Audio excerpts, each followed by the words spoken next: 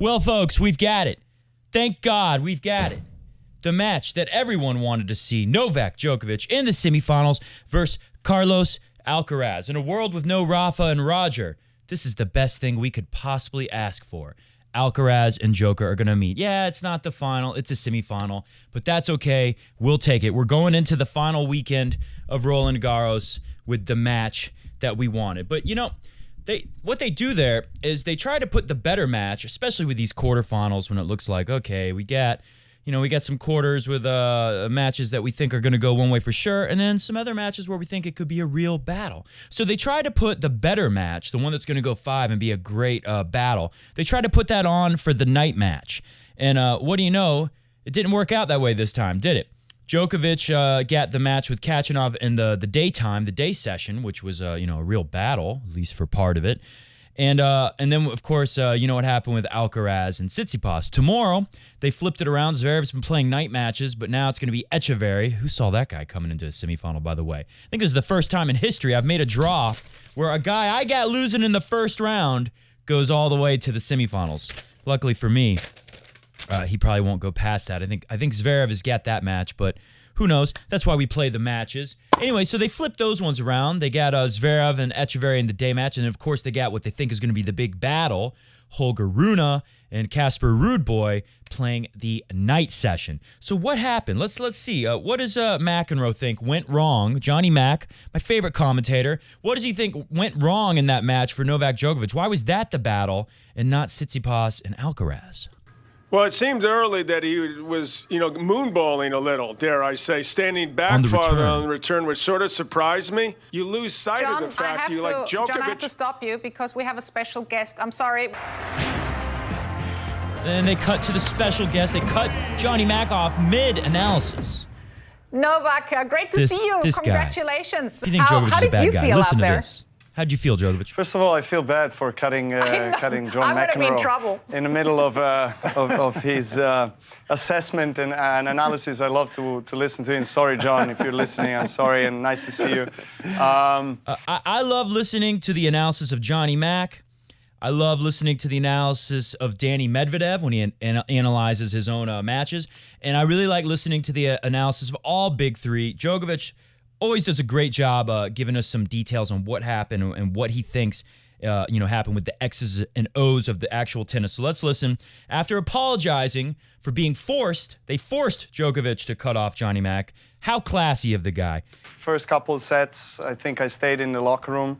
I mean, that's how I felt. Really didn't move well, didn't strike the ball well. John made a comment about moonballing the return. I mean, I did that because I just didn't feel I guess the right tempo or the split step and kind of moving towards the ball and making it more aggressive. And yeah, just a lot of unforced errors. And also credit to Karen for gives credit to the opponent some big serves after and acknowledging all his mistakes. Making me move around. I was just quite flat, I must say, with my feet, and that resulted with a set and a half of not such a great performance and great level of tennis. What happened after a set and a half? Managed to find a way to the tiebreak, and then in the second, and then I played really pretty much a perfect tiebreak. I don't recall playing such a good tiebreak in a long time.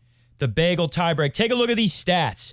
13 winners on 0 unforced errors. These are 5 tiebreaks played in this tournament by Novak Djokovic. And I thought that was very interesting how Djokovic said he didn't feel comfortable stepping into his return, so he kind of backed up and put up some slower returns, a little floatier, and they were moonballs, whereas Khachanov, he was just basically coming in super aggressive, serving big, stepping in, taking balls early, and hitting them harder. They were talking about in the match how statistically he was hitting everything a little harder than he had throughout the entire tournament. So Khachanov did everything that he possibly could do to win this match. And Djokovic said, he came out not all there mentally. It was everything wasn't working, and he wasn't able to focus the way he would want to.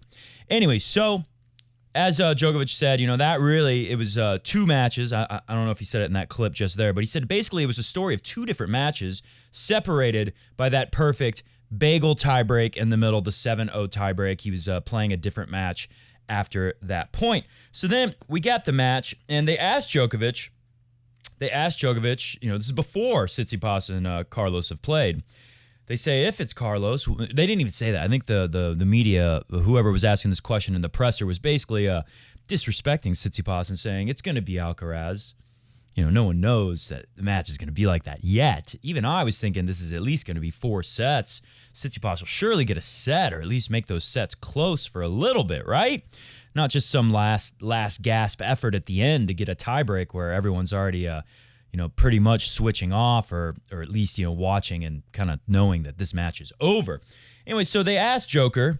They ask him, how do you feel playing Alcaraz? If it comes to that match, that's the match that a lot of people want to see, and it's definitely the biggest challenge for me, so far in the tournament. And if you want to beat the best, you have to beat the best. So that's where we want to be. A guy to beat here, so I'm looking forward to that. Looking forward to that. That's what we want to do. But he has to win against Tsitsipas. Let's not forget about that. Let's not. We cannot disrespect Stefanos, who has played finals here and he's top player for many years. So let's see what happens tonight.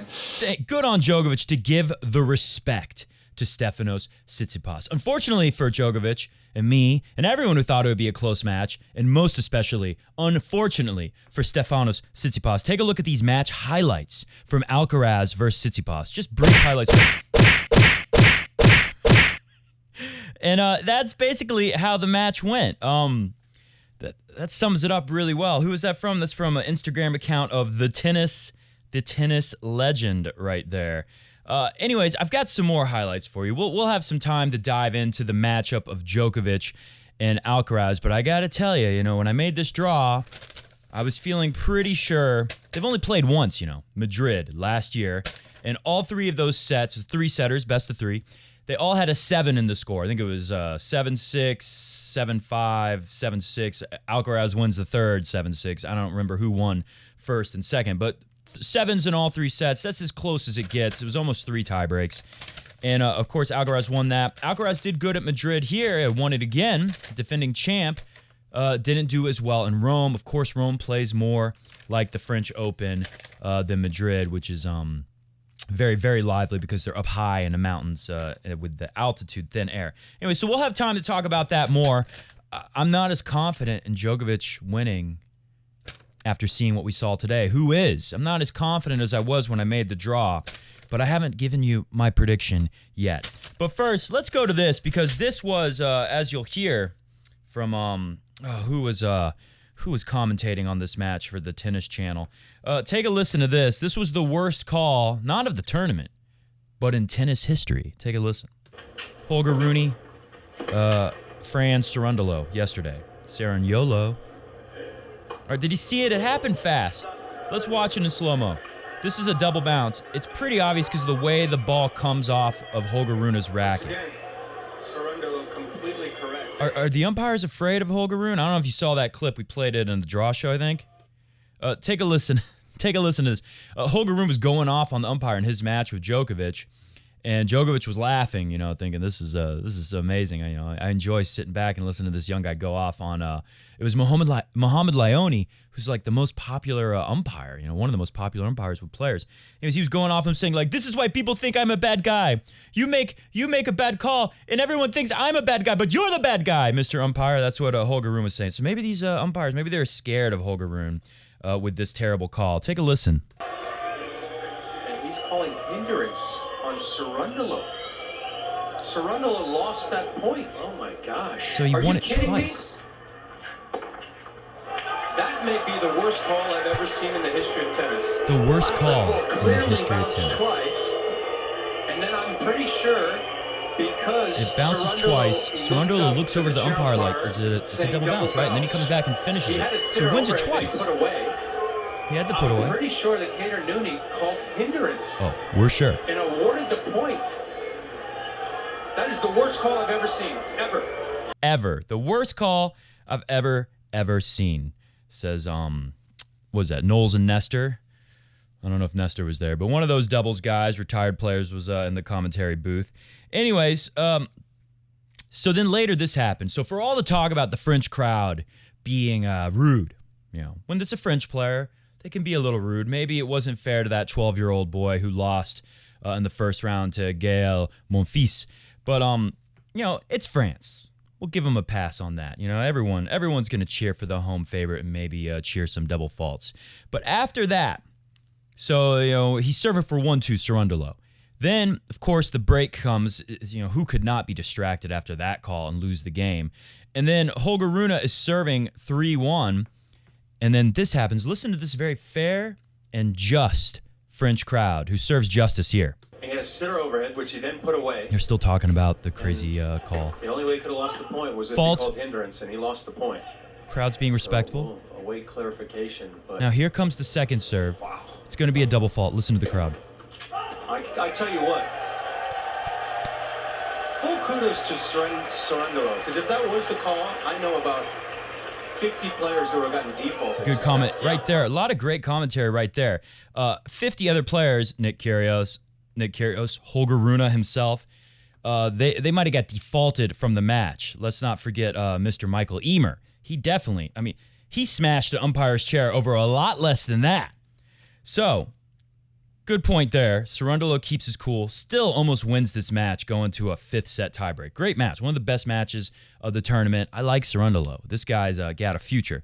But the best thing in that clip to me is the French crowd. They know what's right and they know what's wrong. They cheered for that double fault because they wanted a little bit of justice. I can't think of how to say justice in French. And you know what? Here's another example of the French crowd. They know what's right. They know what's wrong. And they know when someone's a bad guy. They know when someone's a bad person. Case in point.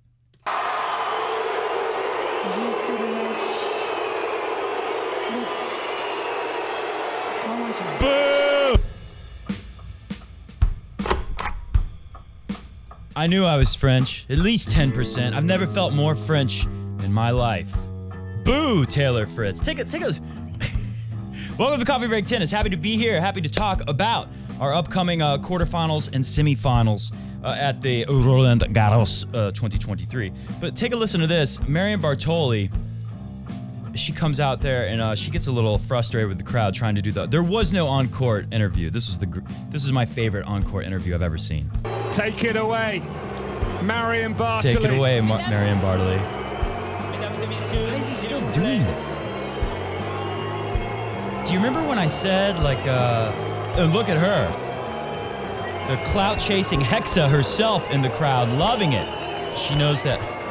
Look at the face Fritz makes. Taylor, she knows she's just going to get more famous because of Archer this. started extremely well. Stops asking the question. Look at this face he makes. Who does he think he is, Taylor Fritz? All right, that's enough of that. Get that scoundrel off my screen. Disgusting. Anyways, welcome to Coffee Break Tennis. Comment below how you felt about Taylor Fritz. Yeah, the crowd was a little bit rough on him, sure, but he's playing I think that was the last remaining Arthur Rinderknecht. I'm wondering, is he from that Alsace-Lorraine area with that kind of German-looking French name? We know Van Arshlaw, he's from Belgium. That's why he's got kind of like a Dutch-looking name, although he's a French guy. But remember when I said there's something I don't like about Taylor Fritz. I think he's got a nice game. Strokes look sweet. A lot of things to like about his game. But when he makes an unforced error, that face that he makes, you saw it there when he was getting booed. What did he expect? Of course, they weren't going to let him answer Marion Bartoli's questions. That face he makes when he's booed, I don't know. I'm trying to think, what is a good word to describe that face? The way I described it last time, you remember when I said, I don't know when it was, but several videos ago, I said the reason why I just can't really like Taylor Fritz is when he makes an unforced error, he makes this face he expected to win all along. He should be winning. It's not his fault. He can't understand how he could possibly make a mistake because he's so perfect. And I was going to say, what was it? I mean, not going to say. It's what I said last time. I'm trying to remember exactly how I worded it. But I compared it to Roger Federer when, Federer is winning a lot in a year. And he's used to it after years and years of excellence. And then sometimes, Federer kind of make a face, not quite that bad. He'd make a face of being really annoyed with his unforced errors because he is genuinely shocked and he's earned it. And we're all genuinely shocked together, when we see these legends make faces like that after unforced errors. You know, they kind of earn that right. Taylor Fritz, he stepped on the scene like that from day one. He never earned the right. Anyways, moving on. I thought this was hilarious. Look at some quotes. Tennis TV posting some quotes before the match. There was a lot of hype for this match just to watch Beatdown City, Alcaraz, in the night match. I feel bad for the people with the night match tickets. Tsitsipas, I mean, it wasn't even like... it's hard to say if he played good or bad. You know, he played good at times for sure, but Alcaraz was just all over him from the beginning. It makes it hard to predict Djokovic winning this semifinal. But I'll put it this way. If Djokovic comes out the way he did today, and he does, in fact, go down 2-0, maybe he drops the first set to Alcaraz and gets swarmed. Because the thing about the match with Khachanov today, I thought this was a good thing.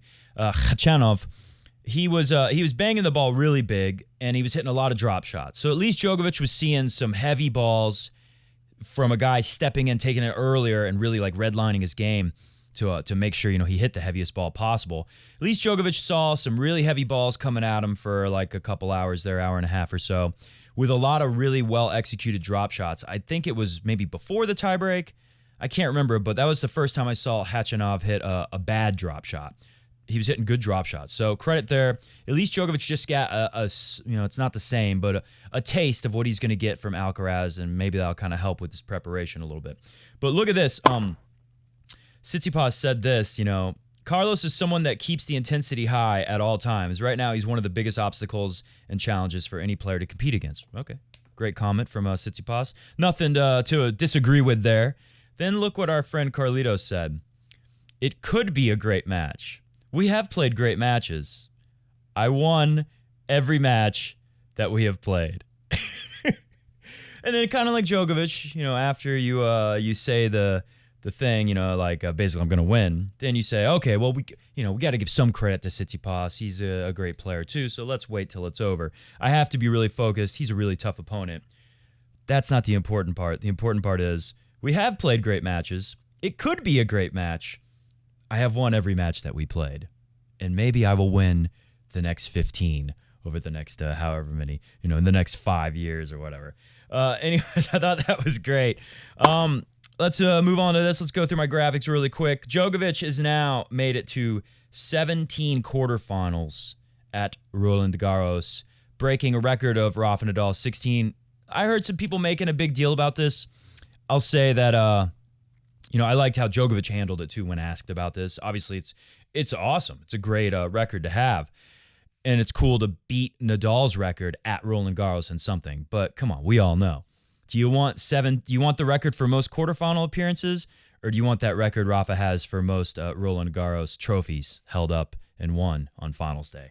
Anyways, this one I think is more impressive, because this is why whenever you have the argument about the big three, the GOATs, which one's the true GOAT, most Grand Slams is most important. But one thing Federer fans will always say is, well, what about that streak of especially consecutive semifinals and finals for Federer, consecutive quarterfinals at Grand Slams? This isn't consecutive, but this is total, and this is a record that Djokovic is going to take, and it's a very impressive one. 46 total semifinals for Roger, 38 for Rafa. That shows the diversity they have, how good they are on different surfaces. And then 45, obviously, Djokovic is going to tie Federer at Wimbledon, and then obviously have a great shot at the U.S. Open this year. I think a lot of people aren't going to they're going to expect Alcaraz, especially depending on what happens here on Friday. I don't know how many people are going to say, Djokovic is definitely going to win the U.S. Open. It might put Alcaraz ahead of it. I'm not super worried, though. If you're a Djokovic fan, you want to see Djokovic pass in the Grand Slam records, I don't see how anyone's going to beat him. Maybe Alcaraz wins Wimbledon. If he can win here and win that'd be amazing. But I don't think anyone has the experience on grass to take out Djokovic, regardless of what happens on Friday. Let's take a look at another graphic. Don't count this guy out yet. This was a little poll I saw. I don't know how scientific these polls are, but Hit With Me account on Instagram. Will Rafa win another Grand Slam? The majority say yes. Also, other news about Rafa. Rafa was seen he had some kind of a surgical operation done on his hip, and it seems like it went well. Obviously, Roger trying to come back with knee problems for a couple years there, almost 3 years. And he had a couple surgeries on his knee, and all the Fed fans were thinking, okay, once this surgery heals and he get back on the practice court, it's going to be just like 2017 Australian Open all over again, right? Well, he was a little older. However, Rafa is about that age. In 2016, how old was Roger back then? I think Rafa's a little older than Roger was. Roger's like 41 now, I want to say. So Rafa, a little bit older, but still closer to that age than the age of Roger, Roger 39 and 40 trying to come back from knee surgeries, and it didn't work. So maybe this surgery works out and Rafa is able to win the French Open next year. Would that shock you? I think if we get good reports on Rafa's recovery from the surgery, that number 56% is going to go up a lot. What do we got? One more thing. Alcaraz, least time spent on court. This is before today's quarterfinals.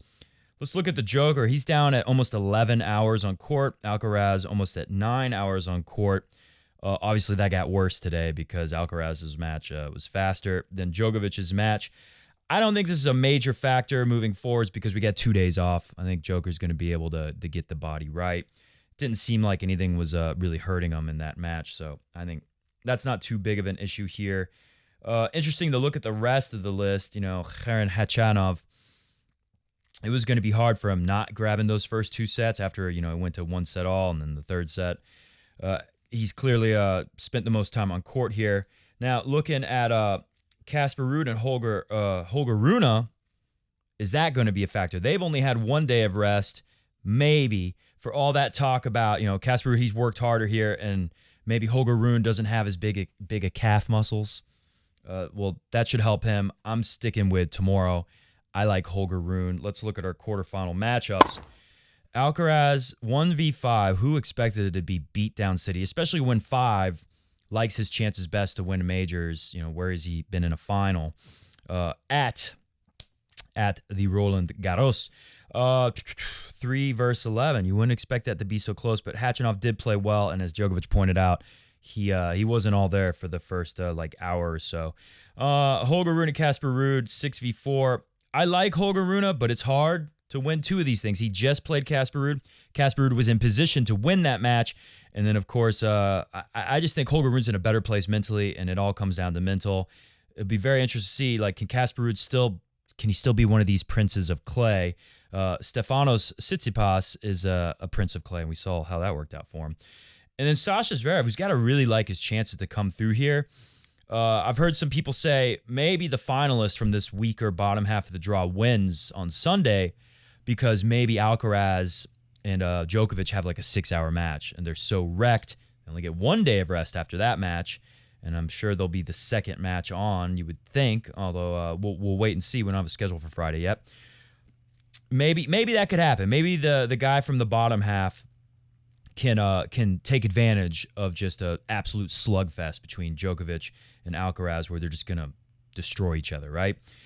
Also, another way to look at it is Echeverry, great for him. I think Zverev should be able to get through that match pretty comfortably. Looking back on the time on court, Zverev's 10 hours, 35. I think that number, regardless, his number is going to be lower than both Holger Rune and Casper Ruud if they do, whichever one wins when they meet in the semifinals. And I think there's a chance Holger Rune and Casper Ruud might have a brutal match where they'd kind of take the legs out from under each other. They only have 1 day, only Thursday, women's semifinals day, to rest. And then maybe a very fresh Sasha Zverev gets into the final. I don't have the clip for you. We'll play it on Friday after our semifinals. We'll be back Thursday, not tomorrow, but Thursday we'll be back to talk a little bit more about these semifinals and talk about whatever that semifinal is going to be from the bottom half. I'm going to go Holger Rune and Zverev, and it just happens that the way this thing worked out, everyone on the left side wins. So I'm sticking with that. Everyone on the left side is going to continue to win as they have on the top 2. Really quick, I just wanted to make an excuse for myself here. Why do I have our semifinals going out in the first round? Well, Jack Draper I thought would win that, but Jack Draper got injured. So there's a chance. Well, I have Medvedev in the semifinal. Medvedev was never going to go. He lost first round. I got it wrong. I got it wrong. But looking at my draw, I even put a question mark in the beginning under Steph and Carlitos here. You know, who could win? What a mystery. Not a mystery anymore. Never again will we make that mistake. Hit the music. We're going to get out of here pretty quick. We will be back on Thursday, by the way. I got Djoker right, and I got him winning, and I'm sticking with it. We'll talk about it more on Thursday about the matchup, but ultimately, I'm not going to go against Djokovic here yet. And I think when they played in Madrid, I think that livelier court maybe helped Alcaraz, made it, even harder. It made Djokovic have to back up more for the heavy ball that comes, and then it made him more susceptible to the drop shot. Just the fact that Alcaraz did so good in Madrid, but then lost in Rome, Tsitsipas should have been a big challenge. He's not going to be anything close to facing Djokovic. And after that scoreline, when Djokovic sees that in his hotel room, right? Or house, I'm sure he has a house for the tournament, but not a hotel room. But wherever Djokovic was watching this match, when he saw, he was probably still at the Roland Garros. Anyway, well, no, he probably would have been out of there by then. Regardless, it doesn't matter where Djokovic was. When he saw it, I'm sure that made him even more serious in the preparation. Djokovic is going to throw everything he has at it. He knows this is a great opportunity for him to grab a French Open. And if Alcaraz beats him here, then you're wondering, can Djokovic ever beat this guy again? He's just going to get older, and Alcaraz is just going to get better. Luckily for the Joker faces out there, I don't think anyone's beaten Djokovic at Wimbledon this year. And who's going to beat him next year? We'll see if any of those guys can get good enough on the grass next year. Thank you for joining us today. I'm just scanning through anything else that stands out. I had Rublev in the quarters. That's not the worst. I had Khachanov in the third round. Some of these were just nostalgia picks. Picking Stan over Khachanov. Maybe that was dumb. Picking Cressy to come through. Well, at least I got the Carlitos versus Stefanos right up there. Holger Rune versus Jan-Lennard Struff. Way off. Medvedev versus Zverev or Sinner, I put a question mark. Yeah. Not my best work. Don't worry. We'll do a better job at Wimbledon, and we'll do a better job when you see tomorrow when all my picks win for the rest of the tournament. We will be back on Thursday to talk about the next quarterfinal matchups and previews the semifinals a little bit more. See ya!